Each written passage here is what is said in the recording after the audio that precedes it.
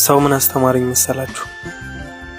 ማንም ሰው ያለ ምንም ምክንያት እንደማይወደኝ፣ ማንም ሰው እኔ የሆንኩትን እንደማይሆንልኝ፣ ማንም ሰው እኔ የተጨነቅኩትን ጭንቀት እንደማይጨነቅልኝ።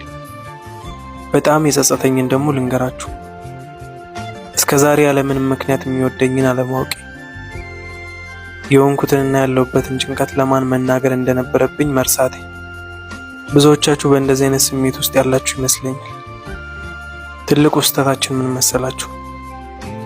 ዓለምን ሁሉ የፈጠረና የሁሉም አምላክ ፈጣሪ አንኳኩ ይከፈትላችኋል፣ ጠይቁም ይሰጣችኋል ያለንን አምላክ ትተን እንኳን ቤታቸውን አንኳኩተን ችግራችንና ጭንቀታችንን ሊሰሙን አይደለም እኛን ለማየት ለሚደብራቸው ሰዎች ችግራችንን ዝርግፍ አድርገን እንናገራለን። እነሱም ምንም እንዳልሰማ ይሆናሉ። አያችሁ፣ ችግራችሁን ለሰው አትናገሩ። ለፈጣሪ ንገሩትና አይቶ የሚረዳችሁን ሰው ይላክላችሁ።